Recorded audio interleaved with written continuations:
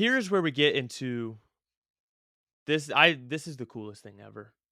You are the man who found the infamous Mary Lincoln Insane Asylum letters almost 100 years after they were lost. You just like this you found this lost treasure that people have been searching for decades. And this is the coolest thing to me because one of my favorite movies ever is National Treasure, and this just gives off National Treasure vibes. I mean, this is like a treasure hunt that you were successful. It's like, I heard you talking about it in one of your lectures. This is every historian's dream to find some old dusty chest in an attic filled with historical treasure. So, can you tell the story of how you found the letters, how you knew about the letters? What was the process there? Absolutely. Oh yeah, it's one of my favorite stories to tell. It is every historian's dream. I was, I've been, like I said, doing research and writing about Lincoln and his family for years and years, and so I was researching my biography of Robert Lincoln. So I was up at his house, Hildene, in Manchester, Vermont, which is a private site, but it was in the family up until the 1980s, 1970s. Sorry, and so I went up there to do some research, and this was at a time when they were only open for tours in the summer. So it was March, I think. So I went up there, and the curator at the time, he set me up on the dining room table, like Robert's original dining room table. There's a portrait of Robert that is in the wall, staring down at me. There was no heat, there was no lights because everything was shut off because it was wintertime, and just the entire wall to my right was windows because it was like a patio dining room in a way. And so I go back to the secretary's office, and there's an entire wall full of it's this beautiful wooden wall, and it's full of wooden boxes and wooden drawers and things, and it's full of all of Robert's and his secretary's papers, and they'd been there ever since the family lived there, ever since Robert died. And he gave me a pair of gloves, and he said, okay, you look through these. He was relatively new as a curator. Before him, there had just been a community member who just kind of sat in the house and just made sure nobody stole anything. So this curator was still going through the house to see what was there historically. And so, he said, yeah, if you find anything cool, tell me. So I pulled down the first box. I've got these white gloves on, and there's just inches of dust on top of it. No fingerprints. Like they've probably been sitting there for decades, maybe since Robert died in the 1920s. So I'm going through all these boxes, and I found a letter that referred to Mary's letters from the asylum. And as you said, they've been called, Mary's lost insanity letters. And every Lincoln scholar knows about them. Many had tried to find them. Nobody had ever could. A lot of people assumed they'd been destroyed. So I found this letter mentioning these letters. So I knew exactly what this was. So then, of course, I'm rifling through every box to see what else might be there. Excuse me. And I found a second letter about these letters. And that was all I found at Hildene. But basically, I found, these two letters were saying that a friend of Mary's named Myra Bradwell, it's the woman Mary wrote these letters to. Her granddaughter had owned the letters, had written a book, and was going to publish the book. This was in 1927. This was 1 year after Robert died. And she wrote to Robert's widow as a courtesy to say, hey, look, I've got this, I've done this, just want to let you know. So Robert's wife wrote back and said, oh, wonderful. Well, let's meet up and maybe I can help you with your book. And all their lawyers were on the documents. So I've been to like every Lincoln archive in America, and I've never found anything, nor has anyone. So I thought, let me see if let me track down Myra Bradwell's descendants first. And so I did. I found her last living descendant. He was living in Wisconsin, and he had a bunch of legal documents about this. And what the documents showed was that when Mary Harlan Lincoln, Robert's wife, said, hey, let's meet in DC and maybe I can help you with your book, there was another letter that said, actually, you know what? I changed my mind. You can't print your book, and if you do, I will sue you. And so Mary's attorney, so there were a bunch of legal documents sent back and forth. And Mary Harlan Lincoln, ultimately, she bought the letters from Mrs. Pritchard was her name. She bought she bought out the publishing contract. She bought the manuscript and she suppressed everything. And so I had the legal documentation side of it, but not the letters. So then I thought, wow, well, since it's a legal matter, let me try to track down the children of Robert's attorney. He had the same attorney for about 30 years. And so I did. I found his son, and I'll never forget. It was an August day. I was called him up on the phone, and I said, I'm doing a book about Robert Lincoln, and he's, oh, Daddy loved Robert Lincoln. I remember riding on the Pullman cars with Mrs. Lincoln and going to Hill Dean, and oh, it was so wonderful. And yeah, we were chatting for a few minutes, and I was just about to say, well, the reason I'm calling is, and he says, you know what? We just found Daddy's old steamer trunk up in the attic, and it's got some letters that Mary Todd Lincoln wrote when she was in an insane asylum. Do you think those are worth anything? And I said, oh my God, that's why I was calling you. So they had this trunk. It's called it even was labeled Towers Lincoln trunk. It's a big steamer trunk. It was up in their attic, and it was up, in the corner. The label was facing the wall. It had been up there for like 50 years. Nobody knew it was there, and the only reason they found it was because they were moving, so they were cleaning out the house, and they had only found it very shortly before I found them. And so they were very wonderful people. And there were three siblings, and one of them lived in New York City, and the daughter, she had the trunk. So I flew out to New York City, and they let me go through the trunk and see what was in there. And in there were the letters, the Lincoln side of all the legal documentation, and the unpublished manuscript that had been suppressed. It was all in there. And so then between all the three places I'd looked, I had the entire story right there of what had happened. So that was amazing. And then it was so then the funny thing was at first when I revealed my discovery, um, all the so at this time I was very young. I'd published articles. I hadn't done a book yet. I was in my 20s, and like the Lincoln people didn't believe it. Like, who's this kid who thinks he found these letters? What a joke. And then when it was proved that it was real, then it turned into, well, who the hell is this kid thinks he can find these letters we've all been looking for? And everybody was angry at me for, I was kind of an upstart for finding these letters. And interesting thing though, today, to this day still, this was in 2007 that I found these letters. And if you go to the Lincoln Presidential Library today, I believe, I haven't been there in a couple of years, but they have a program there called Ghosts of the Library, which is a wonderful program all about archives and Lincoln history and stuff. And part of the program says, and what about Mary Lincoln's lost letters from the asylum? Do you think anybody will ever find those? And I remember I went there after I'd found the letters, and I was sitting in the audience thinking, yeah, I know I found them. Somebody will find them because I did.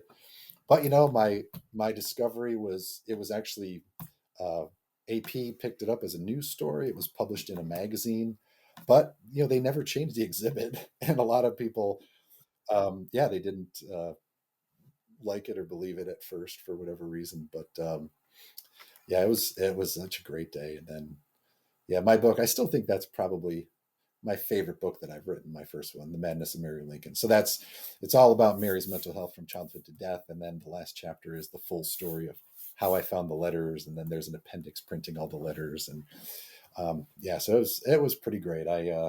You know, I'm always looking. I've found some great unknown things since then, but nothing that quite is at that level. God, that is truly so incredible. I mean, I cannot imagine what was the moment. I mean, I asked you earlier about the metaphysical feeling when you were sitting in the Lincoln home. What's that moment feel like? Like as you're climbing up the ladder to the attic, you first lay eyes on this chest covered in dust, untouched for decades, and you pull it out and you open the chest, and inside are these letters that historians have been searching for decades, and you're the guy, this young up and comer, you're the guy who finds them. What does that moment feel like? Oh, it was great. It was so basically when I went to New York City to look at them. So these had been in their house in I think it was in Chevy Chase, Maryland, which they sold because they were moving. So they sent the trunk to the one daughter's house in New York City, and she lived in an apartment. And so I went there. So I walked into her place. It was actually on the Upper West Side. very rich areas of town. I think I don't know New York City very well, but and so I walked into the dining room, and the trunk was just sitting on the table, closed. And so it was, and I had, this was 2007, so I had a little point and click camera with me, so I took a picture. It was just, I can't even describe how amazing it felt to look at it. It's this big old trunk. And so I remember when I opened it up, first thing I did, I could smell the old historic paper. Actually, I was surprised. I kind of figured I thought it was going to be a little bit more Hollywood. Like I'd open it up and just this mass of papers all mingled together. But it was all very neatly done. Things were in envelopes, they were all in nice lines. There was a multi page index to what was in each envelope. And so, but then it was an incredible feeling. And then that was immediately replaced with, this is going to take a long time to look through all these envelopes. Because there was hundreds, maybe thousands of documents in there. I didn't count, obviously, but most of it was from Robert and his children and his grandchildren. But there was Mary Lincoln's letters. I believe there was one letter from Mary Lincoln's father in there, and nothing from Abraham Lincoln in there. But it was just incredible, and this family was so nice. They let me stay there. They actually let me stay in their house, and I got to spend a few hours looking through this and make some photocopies, and they let me use it all in my book, which of course they didn't have to. So yeah, it was amazing. Sometimes you think like, boy, I hope that wasn't the highest point I'm going to get in my historian I career. know. I'm I only, I I I hope I didn't peak in my 20s. right. One of the interesting things about that story that I heard you talking about is they actually only discovered the trunk and the letters 7 days before you called them. Yeah, about that. Yeah, it was not long before I found them because they were moving, so they didn't really know it was there, and they didn't really know what they had too. They asked me, they're like, so are these? They said, are these worth anything? But I think what they meant was historically valuable. But, I mean, at this point, you had been studying the Lincoln family for probably years at this point, and these lost, infamous Mary Lincoln insanity letters, you call them and they'd only discover them days before. So, if they discover them 7 days before, if you had called them 8 days, they're like, "Oh, no, we don't." 8 days before, they're like, "Oh, no, we don't have anything." So, I mean, you can imagine just the coincidence is magnificent. You'd been studying for years, and then the time frame comes down to just a couple days where if you were off by 1 day, this never would have happened. Yeah, and that's the thing about being a historian and looking for items that have never been found before. Um, a lot of it is hard work, but a lot of it is luck in a certain way. I actually just recently saw. Right now, I'm doing the collected letters of Mary Lincoln. There was a book of her letters done in the 1970s, but obviously that needs a lot of updating. So, very general terms, I was looking. I found some letters that hadn't been published before that were, on an auction website or something, and they led me to other things. And I saw something about Mary owed debts to this fur business in New York City after the assassination, and she owed them a lot of money, and she wasn't paying, so they hired an attorney to sue her. And that's I've never heard that before. And so I'm like, where did that come from?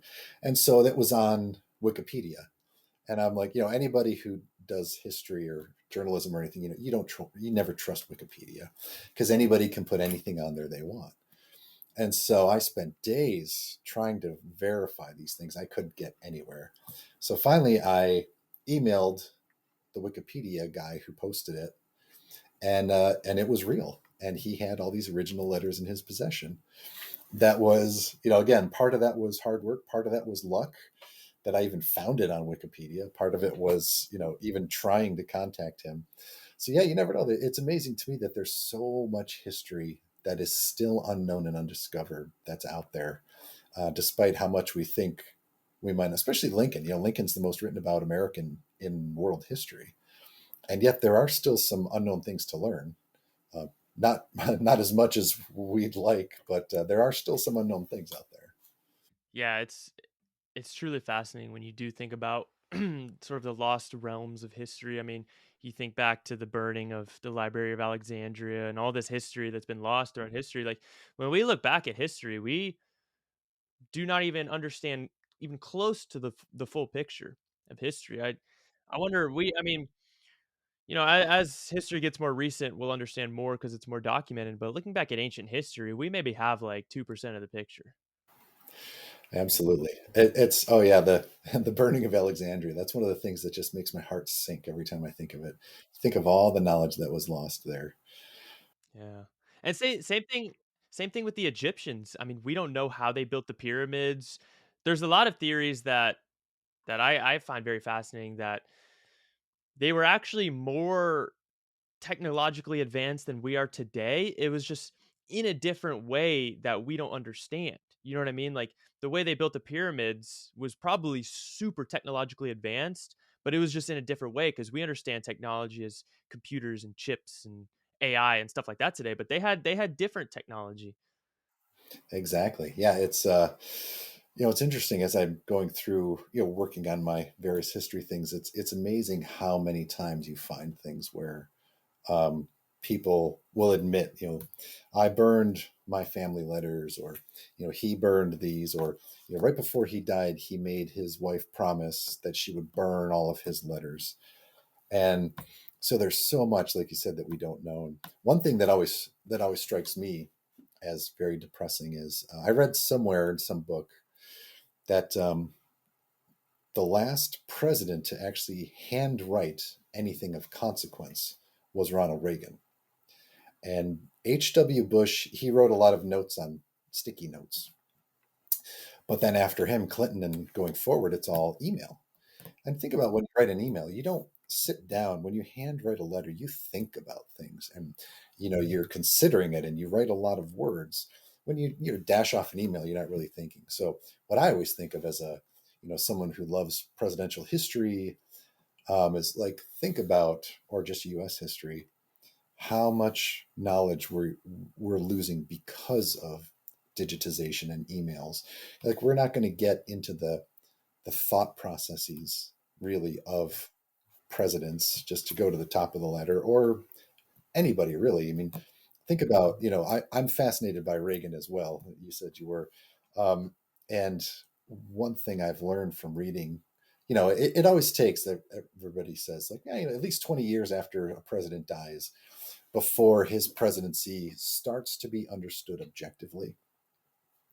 And so, after Reagan died, people were starting to look a little bit, but people were actually reading his letters, his writings, his speeches, which he wrote most of them himself, his old radio programs, which he wrote all himself.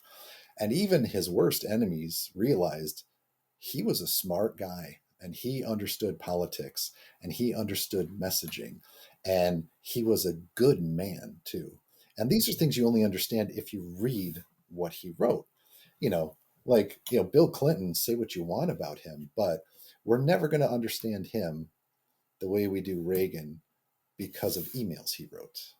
That's just, or any president after Clinton. He was just the first example because that's when it started. But so that's a sad thing for me as a historian to think about.